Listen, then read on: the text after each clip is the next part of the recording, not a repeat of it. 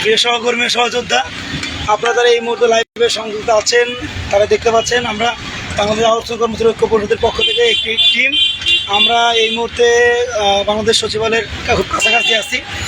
আমরা সরকারের আহ্বানে আমরা যে ঠিকাদার সারা সরাসরি প্রতিষ্ঠানের মাধ্যমে নিয়োগপ্রাপ্ত হতে চাই এবং চাকরির নিশ্চয়তা চাই, এর দাবিতে আমরা আলোচনা করার জন্য মন্ত্রণালয়ে আমরা ঢুকছি। আপনাদের সকলের কাছে দোয়া চাই যেন আমরা ইনশাল্লাহ ভালো একটি ফলাফল নিয়ে ফিরতে পারি।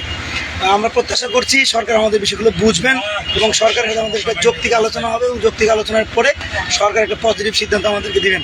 আমাদের সাথে যারা আছেন আপনারা দেখতে পাচ্ছেন, আমরা আমাদের জায়গা থেকে আমরা চেষ্টা করছি। আমাদের সাধারণ সম্পাদক আছেন ভাই, আমাদের সাধারণ সম্পাদক আছেন, আমাদের সহসভাপতি আছেন, আমাদের যুগ্ম সাধারণ সম্পাদক আছেন, আমাদের চুম্পা আছেন, আশরাফ ভাই আছেন, আমরা আছি। আমরা চেষ্টা করব সারা বাংলাদেশের সকল মানুষের যে সকল সমস্যা, সে সকল সমস্যা কেন হচ্ছে, সেই সকল সমস্যার সমাধানের জন্য কী কী পদক্ষেপ গ্রহণ করা উচিত, এই সমস্ত বিষয় নিয়ে আমরা আলোচনা করার চেষ্টা করব এবং সরকারের কাছে আমরা যথাযথভাবে উপস্থাপন করার চেষ্টা করব। আমাদের জন্য আপনারা দোয়া করবেন যেন আপনাদের কথাগুলো, আপনাদের দুঃখ কষ্টের কথাগুলো যেন আমরা সরকারের কাছে যথাযথভাবে উপস্থাপন করতে পারি এবং সরকারের কাছ থেকে যৌক্তিক ফলাফল নিয়ে আমরা ফিরতে পারি।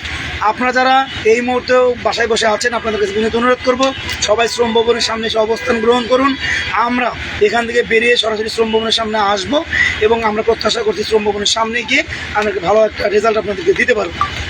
যারা এখনও ঘরে বসে আছেন, ঢাকার মধ্যে যে সকল প্রতিষ্ঠানে আপনারা কর্মরত আছেন তাদেরকে বিনীত অনুরোধ করবো আপনারা দ্রুত সময়ের মধ্যে শ্রম ভবনে আপনারা অবস্থান করবেন। আমরা একটা কথা আপনাদেরকে বলতে পারি, আমরা কোনো মিথ্যা প্রতিশ্রুতিতে আর ফিরবো না। আমরা অবশ্যই দৃশ্যমান ফলাফল চাই, দৃশ্যমান ফলাফল চাই, আমরা আসলে মিথ্যা প্রতিশ্রুতিতে ফিরতে চাই না।